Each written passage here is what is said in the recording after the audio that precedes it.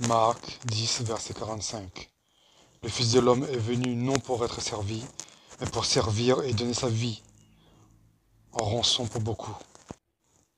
Le Seigneur dit, la persévérance ce n'est pas rester assis et attendre. La persévérance c'est l'action.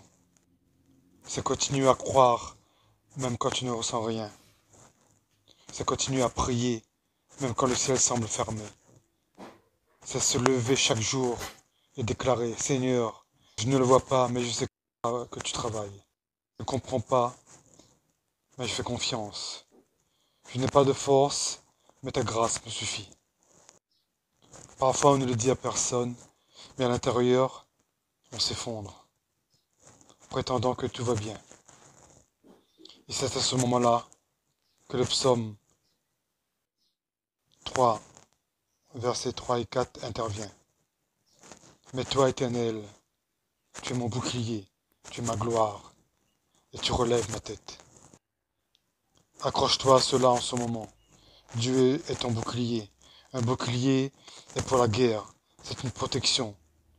C'est ce qui te permet de tenir debout quand les flèches volent, quand les mots blessent, quand l'ennemi veut te briser avec des mensonges et des accusations. Dieu est celui qui te protège quand personne d'autre ne le peut. Dieu n'est pas seulement ton bouclier, mais également ta gloire. Pas ton argent, pas ton apparence, pas ton statut. C'est Dieu qui donne de la valeur à ton existence. Il est ton identité, ton sens, ta reconnaissance. Il est celui qui relève ta tête. Ce qui signifie, quand le monde t'humilie, lorsque la vie te met à terre, lorsque le péché te remplit de honte, c'est Dieu qui vient. Il prend ton visage entre ses mains, il dit, relève la tête, mon enfant, tu es toujours à moi. Ce verset est une déclaration de guerre contre la honte, contre l'humiliation, contre le sentiment de défaite. Tu comprends, ce qui te définit, ce n'est pas l'erreur que tu as commise, ni l'opinion de ceux qui t'ont tourné le dos. Ce qui te définit, c'est ce que Dieu dit que tu es. Et Dieu t'appelle enfant, il t'appelle héritier, héritière, il t'appelle pardonné, il t'appelle bien-aimé.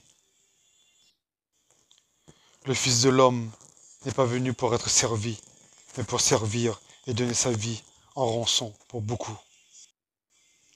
Le Fils de Dieu, le roi des rois, le propriétaire de tout, est venu pour servir.